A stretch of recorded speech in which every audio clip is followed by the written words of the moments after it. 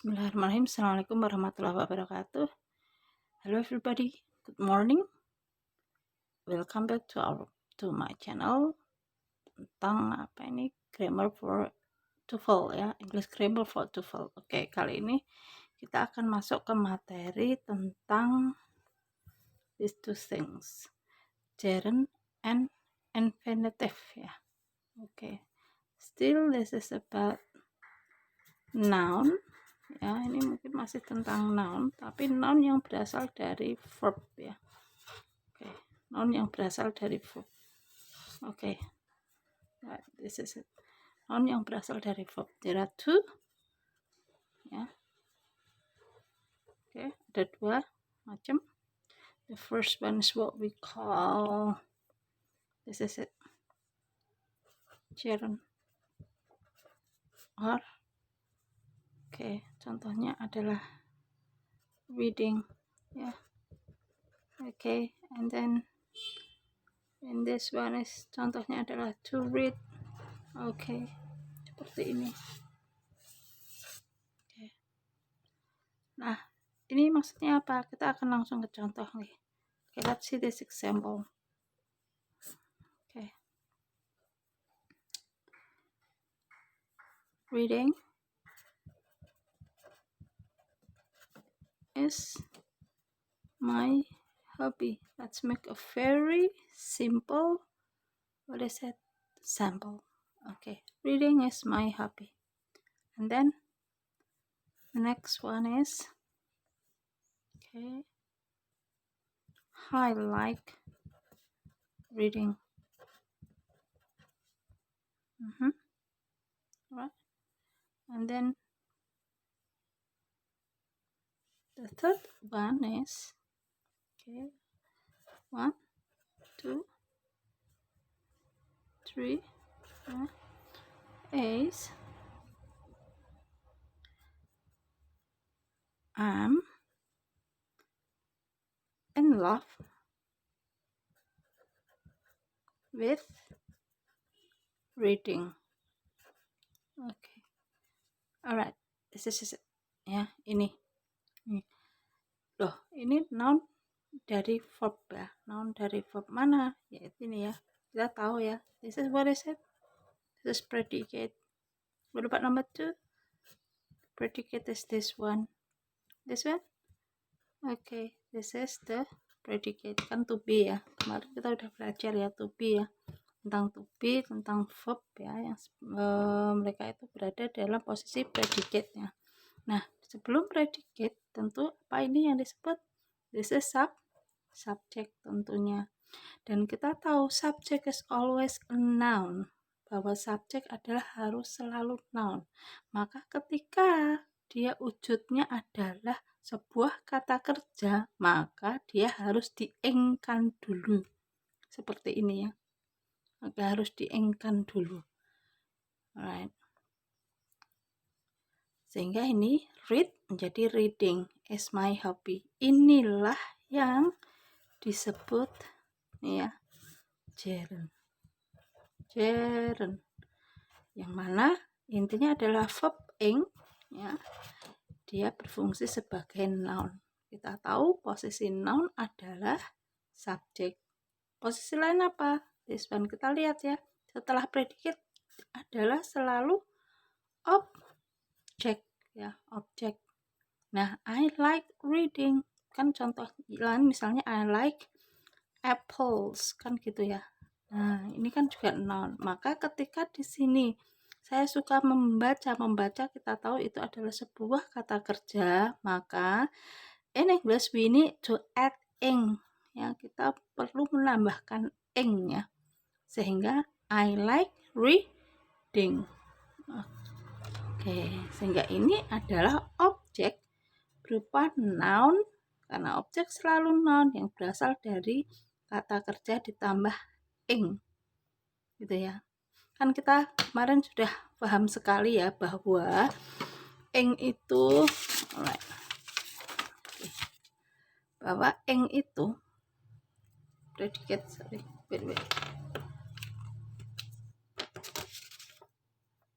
ing itu kan ini aja. Alright.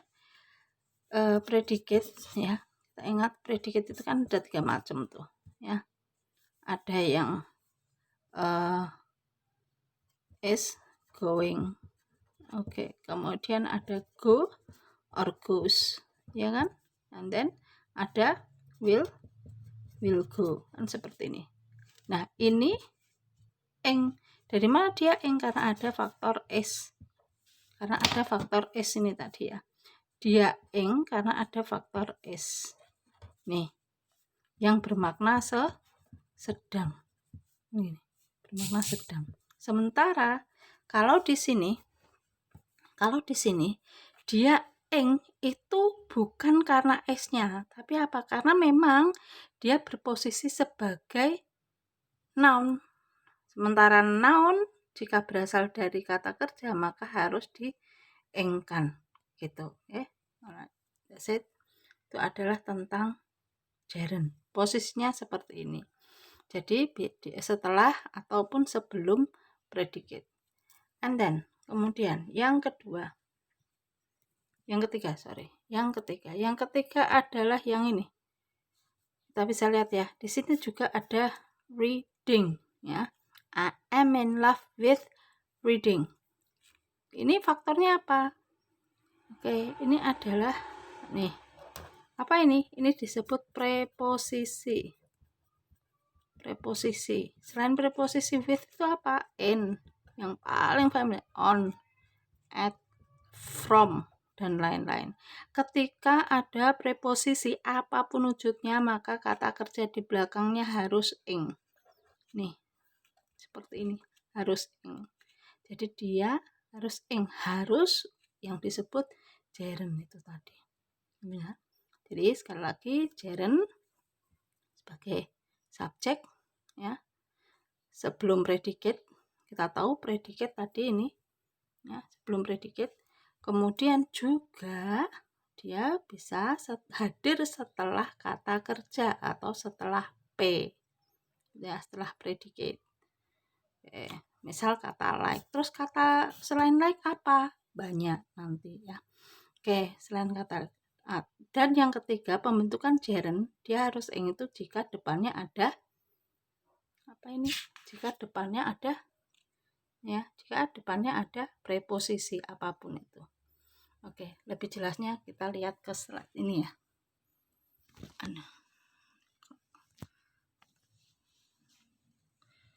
Right, kita lihat. Nih. Ya, kita ke sini ya. Oke, ini ya. Kata kerja yang selalu ing. Jadi ini mulai dari admit. Di modul ini ada ini. Mulai dari admit, advice, sampai understand. Maka jika ada kata reading setelahnya, misal di sini ya, maka dia harus ing. Admit reading, finish reading, report reading, sampai understand reading. Seperti itu. Ya. Oke, ini yang pembentuk ing. Kemudian preposisi, sekali lagi ya, apapun preposisi yang ada bisa dilihat di sini ya. Meskipun di sini dibedakan menjadi 1, 2, 3, 4. Namun kita bisa lihat ya. Ini misalnya ini noun preposition, itu kan nounnya choice itu kata benda. Kemudian ada of ya. Ada of, maka of itu kan dia preposisi, maka harus langsung of reading. Kemudian di sini ada in reading, to reading, kemudian up reading, seperti itu. Jadi apapun preposisi ya, wujud preposisi di belakangnya kata kerja harus ing, gitu ya. Oke. Right, itu untuk gerund. Kemudian yang kedua adalah apa yang disebut sebagai to read. To read itu apa tuh? To infinitive kalau istilahnya ya. Ada kata kerja bentuk satu tapi ada to-nya. Kan biasanya kan ini ya, jika muncul misalnya want. Seperti ini. P-nya adalah want. S-nya adalah she. Maka she wants to go. Kan gini ya. She wants to go. maka ini adalah P-nya. Bagaimana dengan ini? Ini adalah dia memang verb tapi dia berfungsi sebagai adverb di sini ya. Penerang. Dia ingin kemana? Ingin pergi, seperti itu ya. Nah, ini. Jadi yang kita problemkan, yang kita bahas kali ini adalah to infinitive-nya di sini. Balik ke sini ya. Oke. Kalau tadi dalam gerund ini tadi sebagai subjek, sebagai objek, kemudian hadirnya setelah preposisi tertentu, ya, preposisi, maka dia harus langsung maka ketika di sini sama sih. Ya. Misalnya adalah to study is necessity. Oke. To study is necessity. Jadi belajar itu adalah sebuah kebutuhan. Predicate-nya this one. Oke. Kemudian bisa juga seperti ini. Ya. I want to study. Jadi sama ya. Ini P ya. Ini ada dua kata jejer, dua kata kerja jejer, maka di tengahnya ada to. Maka di sini dia to infinitive, ini yang disebut infinitive. Ya. Yang ketiga adalah misal it is nice, yang sangat familiar ya, to see you. Seperti ini. Ini apa ini? Nice, jenis kata apa? Yaitu dia jenis kata sifat. Sehingga ketika ada kata sifat ya, maka kata kerja berikutnya adalah to verb 1 atau yang istilahnya adalah infinitive itu tadi. Oke, seperti ini.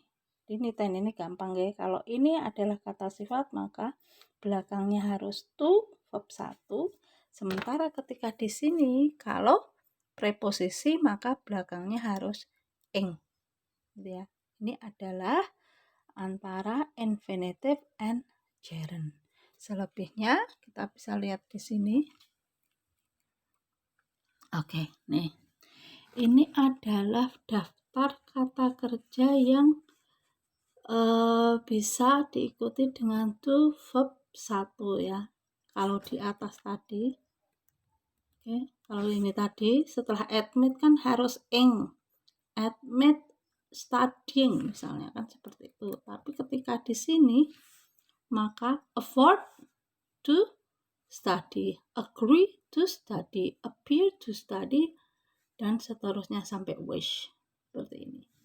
Dan di sini ya, setelah kata sifat jenis apapun, misalnya anxious, boring, common on, dan seterusnya, maka adalah dengan to verb 1.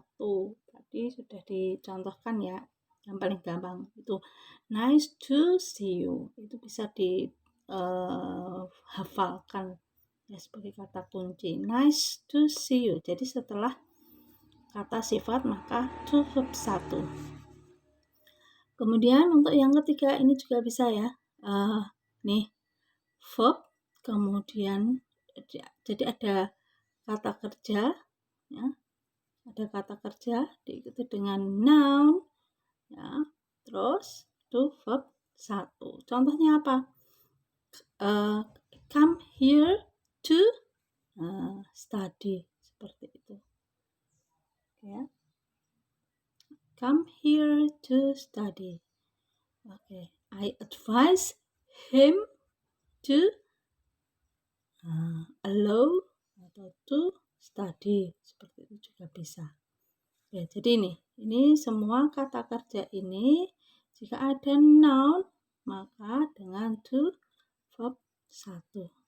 Okay. This is about gerund and infinitive.